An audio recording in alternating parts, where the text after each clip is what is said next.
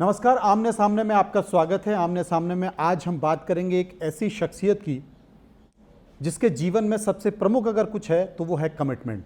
संगठन हो या सरकार हो, जो वो कहते हैं वो करते हैं।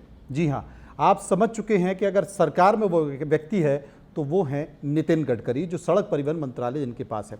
नितिन जी, आपका समय में स्वागत है। नमस्कार। आपके बारे में कहा जाता है कि आप जो कहते हैं वो कर देते हैं, और इस सरकार का सबसे ज़्यादा अगर जोर किसी पर है तो वो है इंफ्रास्ट्रक्चर पर। और इंफ्रास्ट्रक्चर के लिए आपका मंत्रालय एक ऐसा मंत्रालय है जिस पर सबकी निगाहें। 2.5 साल होने जा रहे हैं सरकार को, क्या कुछ दे पा रहे हैं देश को? देखिए, काम तो बहुत कुछ करना है और इतना आसान भी नहीं है, क्योंकि लोगों की अपेक्षा भी बहुत ज़्यादा है। जी, हमारे देश में 5 लाख एक्सीडेंट होते हैं और 1.5 लाख लोग हर साल मर जाते हैं। इसका कारण हमने राष्ट्रीय महामार्ग पर, वैसे देश में 52 लाख किलोमीटर रोड लेंथ है, उसमें से राष्ट्रीय महामार्ग केवल 96,000 किलोमीटर थे। जी, अभी पहली बार हमने निर्णय किया कि इसको 2 लाख किलोमीटर करेंगे, तो देश का 80% ट्रैफिक नेशनल हाईवे पे आएगा। और जो रोड थे जहाँ 30-30 हज़ार PCOs के ऊपर भी ट्रैफिक होता तो भी 2 लेन थे, अब उसको हम लोग 10,000 के ऊपर अगर ट्रैफिक होता है तो 4 लेन में कर रहे हैं और सीमेंट कंक्रीट रोड बना रहे हैं। मुझे बताते हुए खुशी हो रही कि जब हमारी सरकार आई तो road construction 2 kilometre per day पे आया था, आज हम लोग 22 किलोमीटर पर डे के ऊपर है। और हम कोशिश करेंगे कि मार्च एंड तक हम 42 किलोमीटर पर डे तक जाएंगे। ये कठिन है, पर मैं कोशिश करूँगी। मैं अकेला तो नहीं करता, हमारे क्योंकि यूपीए ने काफ़ी कोशिश की थी, वो 17 किलोमीटर से ज़्यादा पहुंच नहीं पाए। आप जो कह रहे हैं, क्या माने कि आप वहां तक पहुंच जाएंगे? देखिए, हमारे पास पैसे की कमी नहीं है, पैसे हमारे सिस्टम में कमी है। हमारे सिस्टम में ट्रांसपेरेंसी से टाइम बाउंड निर्णय करना, fast track decision making process होगी, और लैंड एक्विजिशन समय पे होगा, एनवायरनमेंट फॉरेस्ट क्लियरेंस मिलेगा, तो बिल्कुल कोई कठिनाई नहीं है। और इन सब बातों को करने के लिए लगातार हमको एक सकारात्मक सोच में फॉलोअप करना पड़ता है।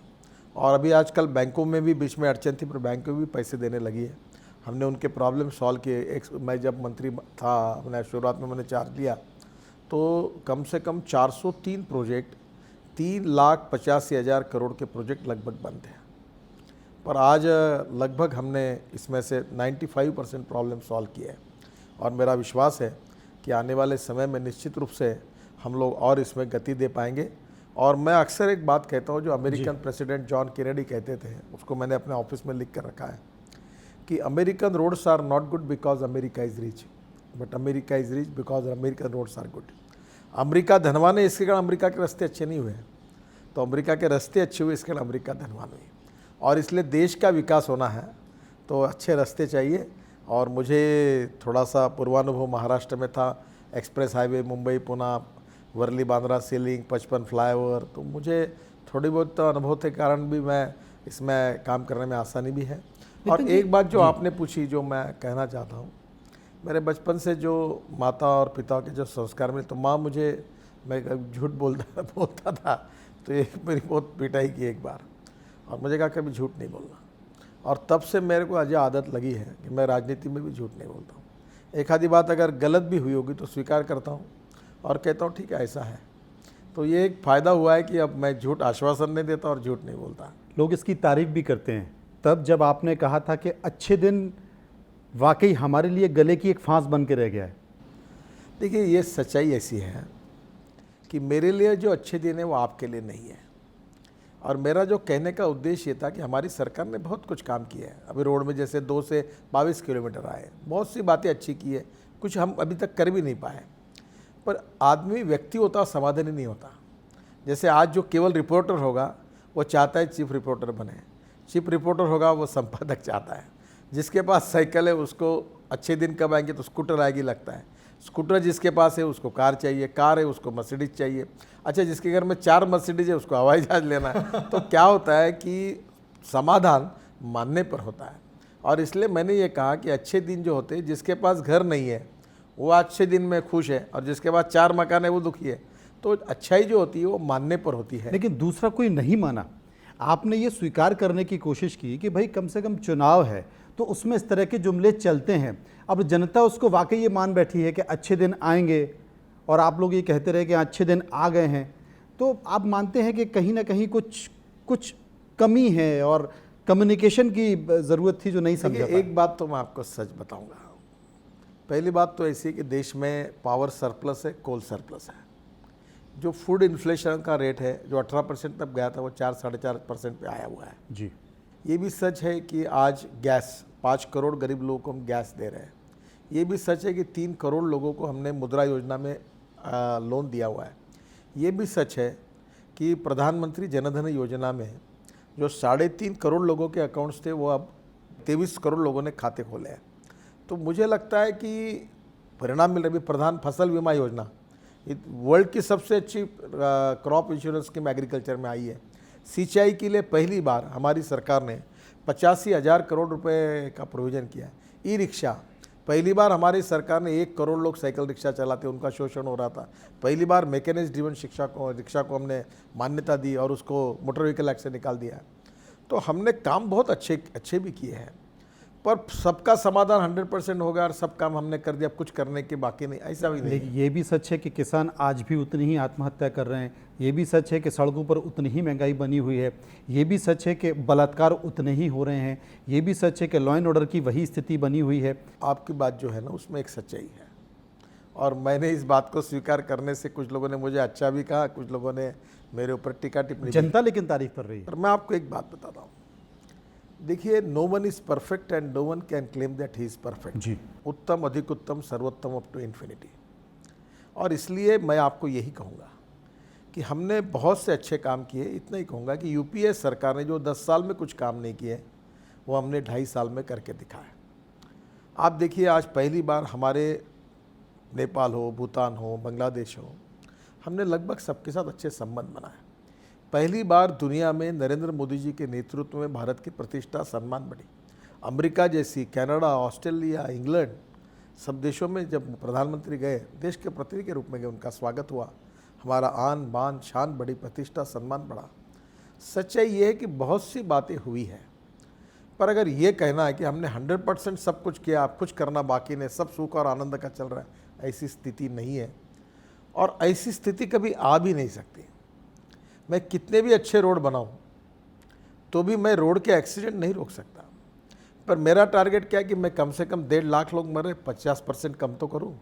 जो मैन मेड मिस्टेक्स है, जो रोड इंजीनियरिंग में गलतियाँ है, जो ऑटोमोबाइल में गलतियाँ है, जो ड्राइविंग में गलतियाँ है, उसको तो सुधारने की कोशिश करूँ। और मेरे सब प्रयासों के बाद में अगर कोई ड्राइवर गलती से एक्सीडेंट होता है तो उसका नसीब है, पर मेरे रोड के कारण एक्सीडेंट नहीं होना चाहिए। तो ये भी करना कठिन है, क्योंकि मैं 2 लाख किलोमीटर रोड बनाने के लिए मुझे समय लगेगा। अभी आप मुझे बताइए कि अगर 42 किलोमीटर पर डे भी अगर बनाऊँ मैं, तो मैं कितने हुआ 12,000, 12,500, 15,000 रोड बना पाऊँ किलोमीटर के। 2 लाख किलोमीटर करना है, यानी इस स्पीड से भी मैं काम करूँ तो भी मुझे कम से कम 7-8-10 साल लगते हैं। एक्सप्रेस हाईवे बनाना है, अभी दिल्ली का ट्रैफिक जाम होता है, पोल्यूशन होता है। एक रोड मैं बना रहा हूँ, एक्सटर्ली और वेस्टर्ली बाईपास, इसकी कीमत ये, और एक 8 लेन का रोड मुकरदमा चौक का वो भी बना रहा हूँ, अब इसकी कीमत 15,000 करोड़ है। और मुझे 2.5 साल का टाइम था। प्रधानमंत्री ने कहा ये क्यों नहीं हो सकता, इतना दिल्ली में तकलीफ हो रही है। पंजाब, हरियाणा, उत्तर प्रदेश, उत्तराखंड, हिमाचल प्रदेश, राजस्थान, सब जो एक दूसरे राज्य में तो दिल्ली के बीच में से जाते, क्या बाहर के बाहर नहीं जा सकते? सुप्रीम कोर्ट में था, भूरेलाल जी की कमेटी बनी और सब चाहता, इससे 50% दिल्ली का ट्रैफिक जाम और 50% पोल्यूशन कम होगा। प्रधानमंत्री ने कहा आप 400 दिन में बनाओ। मैंने कहा नहीं हो सकता। तो उन्होंने कहा आप 2.5 साल के हिसाब से सोच रहे हैं, प्रधानमंत्री सोच रहे हैं कि 15 साल का समय हमारे पास है, सब कुछ हम कर लेंगे। देखिए, हम सब कुछ करेंगे तो उसके बाद नए और काम आएंगे। अब ये दिल्ली का रिंग रोड मैं 400 दिन में पूरा करूंगा, ऐसा मुझे विश्वास है। पर ये करने से 50% पोल्यूशन कम होगा, ट्रैफिक जाम कम होगा, तब तक 5 साल में और गाड़ियाँ लोग खरीदी करेंगे। अब एक घर में पहले एक गाड़ी नहीं रहती थी। मैं जब ऑड इवन ने और बढ़ा दी, जब बहुत इसमें एकदम जनता पार्टी का काम कर रहा था, तो हमने एक व्यक्ति को शहर का अध्यक्ष बनाया। आपको मालूम है उसका कारण क्या था? तो उसके घर में एम्बेसडर थी। तो हमको ये लगता था कि ये एम्बेसडर गाड़ी अगर कोई हमारा नेता आएगा तो स्टेशन पर ले जाने के लिए और छोड़ने के लिए और पहुंचाने के लिए गाड़ी वाला हमारे साथ रहेगा। आज देखो तो एक घर में 4 गाड़ियां हैं, यानी घर में लोग 4 और गाड़ी है 6। अब ये परिस्थिति अब बदल गया। गाड़ी आई तो पार्किंग के प्रॉब्लम है। मुझे लगता है देखो, समस्याएं कभी समाप्त नहीं होने वाली हैं। एक समस्या जहां समाधान होता है उसमें दूसरी समस्या का निर्माण होता है। एक अपेक्षा जहां पूरी होती है वहां दूसरी अपेक्षा की शुरुआत होती है। तो ये जीवन का यावच्चंद्र दिवाकरो ऐसा नियम है, ये चलता ही रहेगा। पर एक महत्वपूर्ण है, जो पिछले 10 साल में हुआ उससे हमारे 10 साल में उससे 3 गुना 4 गुना ज़्यादा अच्छा काम करना, जो हमारे इसके आने वाले सरकार ने उससे ज़्यादा काम करना, इससे धीरे धीरे परिस्थितियाँ जब बदलेगी तो कहीं ना कहीं हम थोड़ा बहुत लोगों की अपेक्षाओं के अनुरूप एक आदर्श देश बनाने की स्थिति में आएंगे।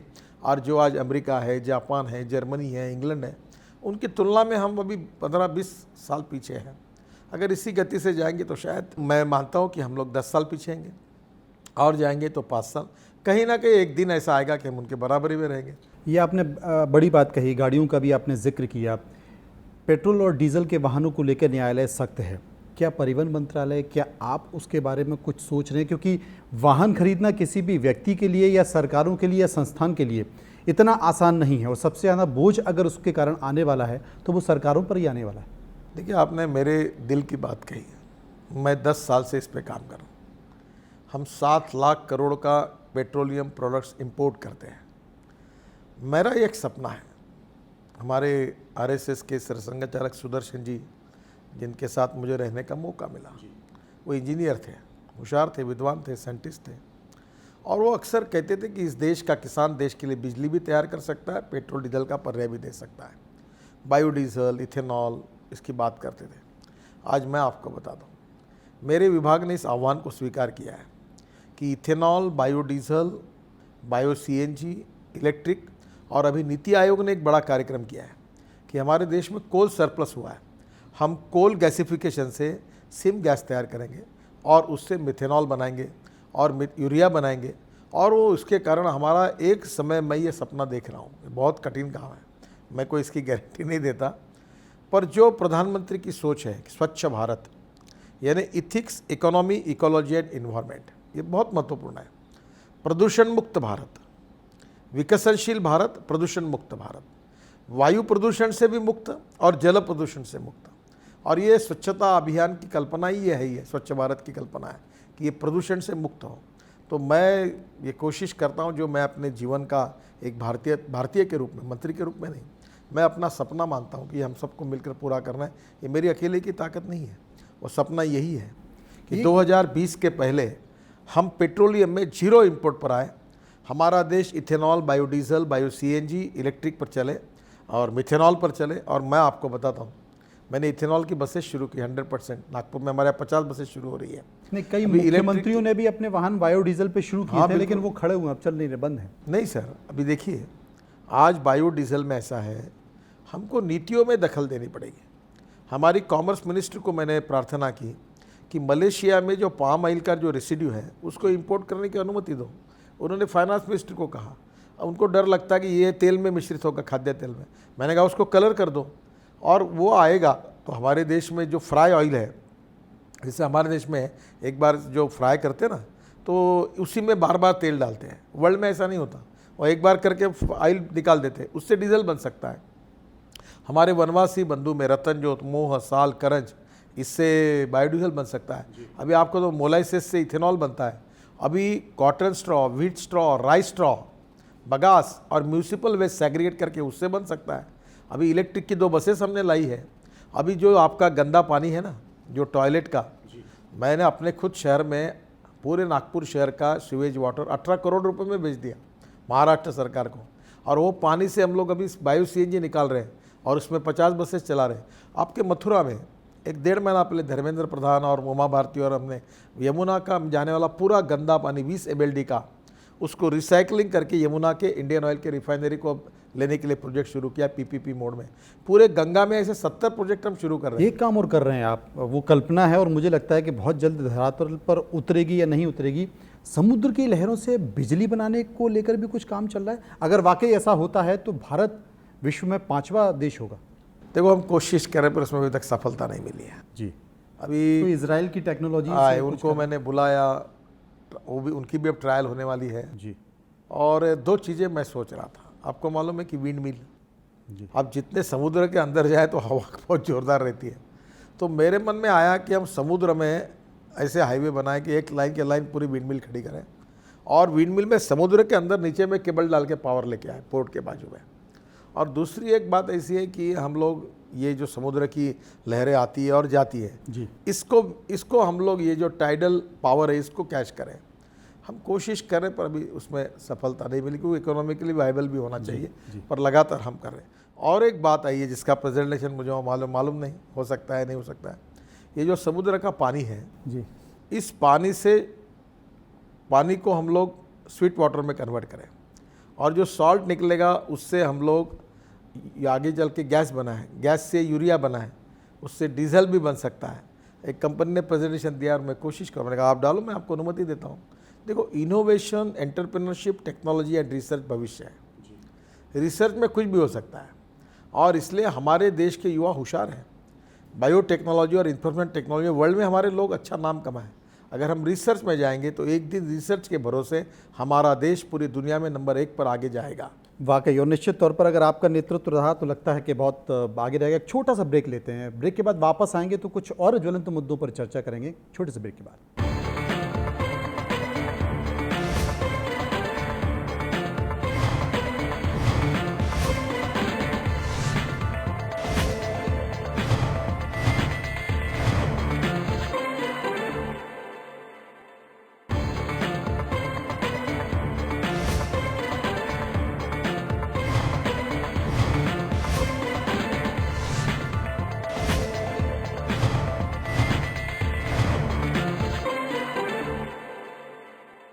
ब्रेक के बाद आपका स्वागत है। नितिन गडकरी साहब हमारे साथ मौजूद हैं, कई मुद्दों पर चर्चा भी कर रहे हैं। नितिन साहब, देश की अस्मिता को लेकर चर्चा चल रही है और देश के सैनिकों ने मुंह तोड़ जवाब दिया है पाकिस्तान को, लेकिन देश के अंदर ही कुछ ऐसे लोग हैं जो सर्जिकल स्ट्राइक को लेकर बार बार सवाल खड़े कर रहे हैं। दिल्ली के मुख्यमंत्री, कांग्रेस भी प्रेस कॉन्फ्रेंस कर कहती है कि सर्जिकल स्ट्राइक फर्जी है।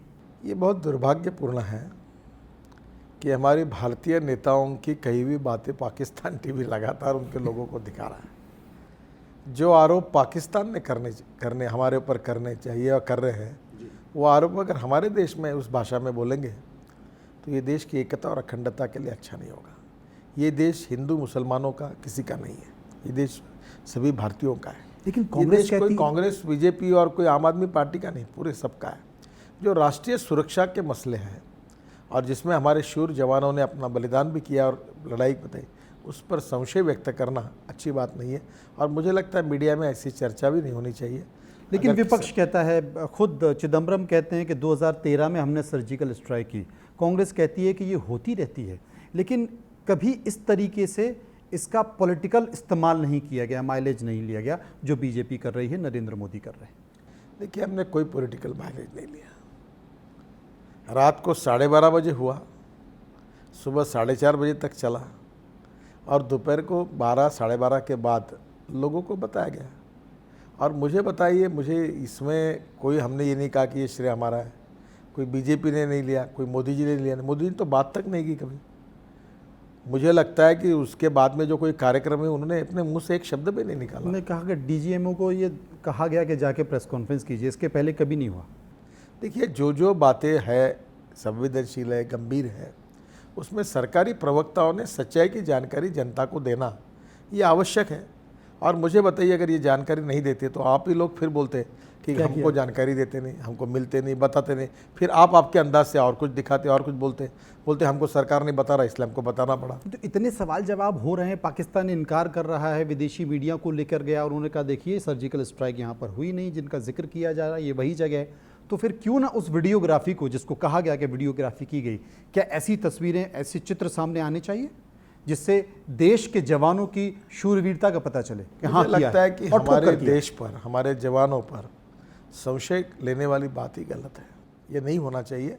और जहाँ तक हमारे मिलिट्री के अधिकारियों ने, ये कोई राजनीतिक पार्टी के प्रवक्ताओं ने कही हुई बात नहीं है।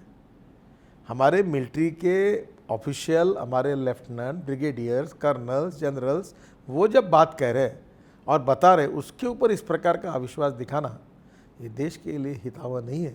मुझे लगता है राजनीतिक नेताओं ने और पार्टियों ने इससे बचना चाहिए। पाकिस्तान मानने को तैयार नहीं है, अभी भी लगातार सीज फायर का उल्लंघन हो रहा है। आपको मालूम है पाकिस्तान के पत्रकार जहाँ गए, जी, वहाँ की जनता ने उनको क्या बताया, रात को क्या हुआ, कितने गोलियों का आवाज़ आता रहा था, क्या क्या हो रहा था, उन्हें बताया।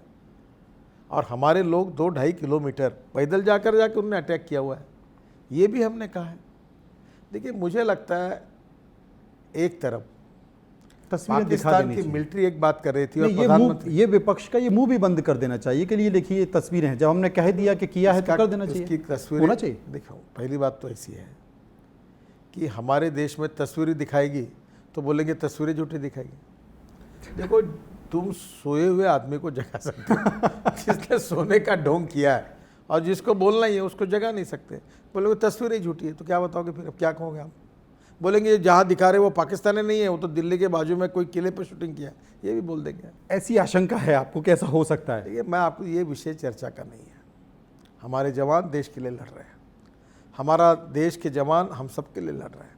उनके कार्य पर, उनके कर्तृत्व पर, उनकी कही हुई बातों पर इस प्रकार से अविश्वास दिखाना ये देश के लिए अच्छा नहीं है। मैं इन सब बातों के बारे में दुख व्यक्त करता हूँ और मुझे लगता है ऐसे विवाद के विषय नहीं बनाने चाहिए। इसमें हमने सबने मिलकर, सब पार्टियाँ, जात, पंथ, धर्म, भाषा भूलकर, हम भारतीय, हम इंडियन हैं, हमने इस बात को स्वीकारना चाहिए। ऐसी बातों की चर्चा करना अच्छा पाकिस्तान मानने को तैयार नहीं है, लगातार सीज फायर का उल्लंघन हो रहा है।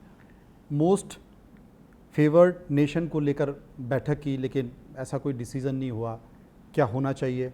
सिंधु जल को लेकर बार बार ये चर्चा आई कि सरकार इसमें भी कोई फैसला ले सकती है, क्या होना चाहिए? सरकार इस पर विचार कर सकती है? देखिए, ये संवेदनशील मुद्दे हैं और संवेदनशील मुद्दों की चर्चा उचित प्लेटफॉर्म पर होनी चाहिए। और मैं नहीं मानता कि मीडिया में बातचीत करते समय संवेदनशील मुद्दे जो है वो विवाद का विषय बने। हमारे प्रधानमंत्री संवेदनशील भी हैं और सबसे महत्वपूर्ण बात यह कि हम विस्तारवादी नहीं हैं।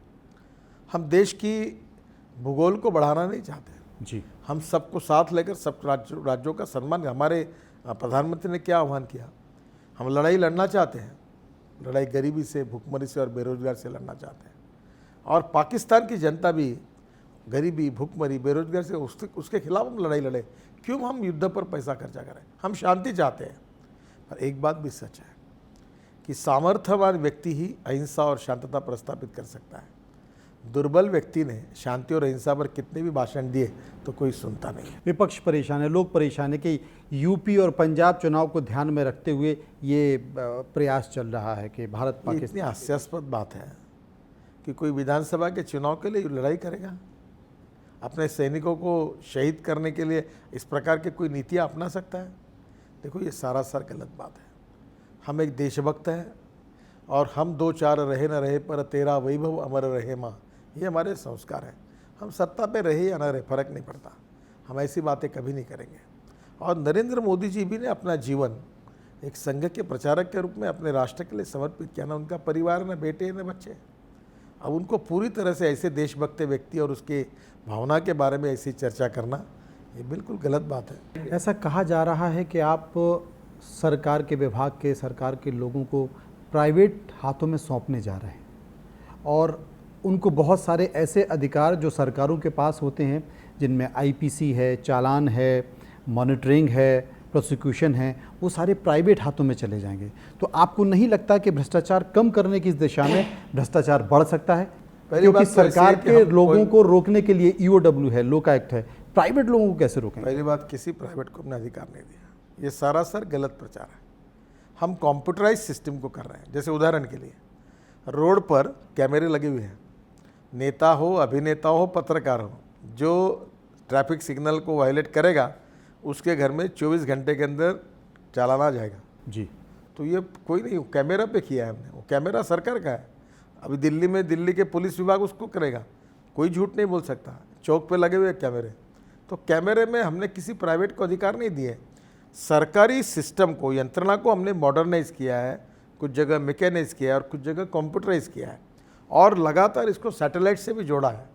तो मुझे लगता है ये टेक्नोलॉजी का इनने बदल किया है, हमने कोई प्राइवेट सेक्टर को ऐसा कोई काम नहीं दिया। ये उत्तर प्रदेश की राजनीति को आप कैसे देख रहे हैं? क्योंकि करीब 2 लाख करोड़ के आसपास के काम है जो पंजाब और उत्तर प्रदेश को ध्यान में रखते हुए किए गए हैं। क्या माने कि वाकई उत्तर प्रदेश की तस्वीर बदलने वाली है? आप गलत बोल रहे हैं। हमारी सरकार के 5 साल पूरे होंगे तब मैं आपको लिस्ट दूंगा। 2 लाख करोड़ के काम केवल उत्तर प्रदेश में कुछ पूरे होंगे और कुछ शुरू रहेंगे। 2 लाख करोड़। तो क्या उत्तर प्रदेश की पंजाब की तस्वीर बात बदलने बता रहा वाली हूँ, है? पंजाब की। जी। पंजाब में तो बादल साहब, और आप कभी जाकर बात करिए सुखबीर बादल जी और सरकार से, जो मांगा वो दिया, दुगना दिया जी। मैं जहाँ जाता हूँ वहाँ पूछता हूँ बताओ क्या चाहिए, मैं आपके लिए बता। ये देश हमारा है, कोई कांग्रेस नहीं, कोई बीजेपी नहीं। कांग्रेस का एमपी बोले, बीजेपी का एमपी बोले, समाजवादी पार्टी का बोले, जो भी मुझे बताया। अखिलेश जी ने कहा वो उनका इटावा का रोड बना, मतलब बिल्कुल कराओ। राज्यों के मुख्यमंत्री आपसे बड़े खुश हैं, क्योंकि सुनने में आ रहा है कि जो राज्य अपनी सड़क नहीं बना पा रहे अपने राज्यों की, नेशनल हाईवे के अलावा आप उन राज्यों की कुछ सड़कें भी अपने पास ले रहे हैं। बिल्कुल ले रहा हूँ, जितना कहेंगे उतना लेने के लिए तैयार हूँ। इसका कारण ये है कि ये भाजपा और कांग्रेस का विकास के काम में हम राजनीति नहीं करेंगे। चुनाव आएगा तब राजनीति करेंगे। जब रोड बनाना, ये लोगों को राहत मिलती है। हमारा देश आगे जाना चाहिए, हमारे देश में अच्छे रोड बनने चाहिए, हमारे देश में सब लोगों को 24 घंटे बिजली मिलनी चाहिए, हमारे देश में उद्योग होने चाहिए, हमारे देश का एक्सपोर्ट बढ़ना चाहिए, हमारे देश के बेरोजगारों को हाथों को काम मिलना चाहिए। ये कोई मतभेद के विषय हो सकते हैं, बीजेपी हो कांग्रेस हो, ये सब होना चाहिए। इसमें कोई राजनीति नहीं होगी। जो भी काम हम कर सकते हैं किसी भी राज्य के लिए, किसी भी गांव के लिए, वो काम हम बिल्कुल ताकत के साथ दिल खोल कर करेंगे। इसमें राजनीति कभी नहीं करेंगे। नितिन जी, हमारी भी शुभकामनाएं आपके साथ है। आपने जो टारगेट रखा है 40 किलोमीटर पर डे के हिसाब से कि 42 किलोमीटर के हिसाब से कि रोड्स बनाए जाएं, हाईवे बनाए जाएं, हम इंतज़ार करेंगे, हम देखेंगे। और अगली मुलाकात हमारी उत्तर प्रदेश चुनाव के मद्देनज़र उत्तर प्रदेश में भी होगी। तब तक के लिए बहुत बहुत धन्यवाद, आपका आभारी हूँ।